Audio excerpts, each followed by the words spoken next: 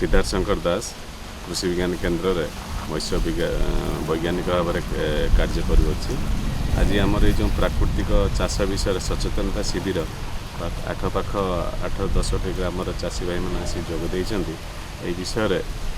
मुझे आलोकपात करने चाहूँगी जे आम माछरू प्राकृतिक नेचुरल फार्मिंग रे माछर आवर्जना यथा आमर तार काती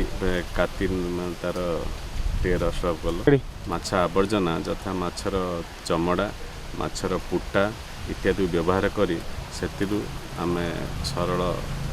तरल सार प्रस्तुत करिपरिबा जहाँ भी चाषी भाई माने लोकल भाषा रे कहते माछ टनिक भाव में सेटा तैयारी करिपरिबा आ सेटा भी आमर साधारणतः पनीपरिबा फूल चाष बहुत उपयोगी साब्यस्त हो पार सेटा को तैयारी करने हेले प्रथमे आपण पाख माछ बजार विभिन्न माछ जो बाहर बजार मिलूँ आवर्जना जो कहली तार पुटा बा तार चमड़ा एगुड़ा आणिकी भल भाव में परिष्कार किंतु मन रखिए काटी से मिसेबेनी परिष्कार करी जहाँ मैला अच्छी काढ़ीदेवे काढ़ी सारापर अधघंटा धरी टे हाफ बॉयल करदे कुकिंग करदे कर सारापर ठंडा कलापर से आम गुड़ मिसेगा पड़ो साधारणतः 200 ରୁ 250 ग्राम गुड़ गोटे केजी आवर्जना पिछा आउ किसी प्रोबायोटिक जो थे कि आम लैक्टोबैसिलस साक्रोमाइसिस ईस्ट कंपोजिशन थी से प्रोबायोटिक 100 ରୁ 200 ग्राम पर केजी आवर्जना हिसाब से मिसाई करी गोटे ड्रम रे घोड़नी दे 15 ରୁ 21 दिन आमको छाड़ा पड़ो आउ प्रतिदिन से घोड़नी खोली सेटा को आम गोलिया पड़ो से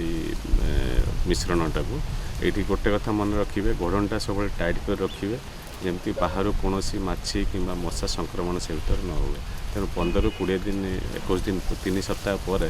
से जिनसटा पूरा देखिए आपण मैंने तरल हो जाइथिबो तेणु तापर ताकू गोटे मसलिन क्लथ हो कि अलग कनारे छाणी करी सेटा आपण क्रॉप वेजिटेबल एथिरे व्यवहार करि परिबे। एटा बहुत उर्वर कौन पाई माछर पुटा बा तार चमड़ा ये जिनस गुड़ार विभिन्न प्रकार एंजाइम आउ प्रोटीन अमीनो एसिड थाए तेणु आम फर्मेंटेशन करिया द्वारा से सरलीकृत होता है तेणु डायरेक्ट गच्छरे आपण पकेले गच्छर फूल गच्छर हो कि पनीपरिया गच्छर तांकर उर्वर फसल बा फल बढ़ेवा शक्ति साहाय्य करने सहित तार वेजिटेटिव ग्रोथ करि थाए तथा रोग पोकर दायु भी किसी परिमाण गछ या फूल को रक्षा करता है। आम बहुत परीक्षा करके देखीचु आउ केते लेखा पकेबे तब आसिले आमको साधारणतः गोटे 15 लीटर पानी रे 5 ରୁ 10 ml 5 ରୁ 10 ml हिसाब से मिसई कर 15 लीटर पानी रे पकई पारिबे। आ एटा बहुत सुविधा जिनिस यापाई बेसी इन्वेस्टमेंट ना जड़े चाहिए इजिली एटा निजे घर पाखे कर। द्वितीय परिया द्वारा भी आपड़ दुईटा यूटिलाइज करेंगे परिवेश भी प्रदूषण आम किसी परिमाण रक्षा पाई आटा भी रूम टेम्परेचर आम स्टोर करके रखिपर बहुत दिन पर्यटन किसी असुविधा ए ना आउ भी जदि आपड़ चाहिए किसी एडिटिव्स देखो किसी माइक्रोन्यूट्रिएंट है कि किसी अलग ग्रोथ प्रमोटर है सेटा भी मिसेक भी अप्लाई करें। तेणु चाषी भाई मानक मु आशा करुच्ची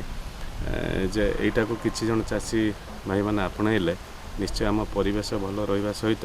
भी से निजे लाभवान हो पारे। धन्यवाद।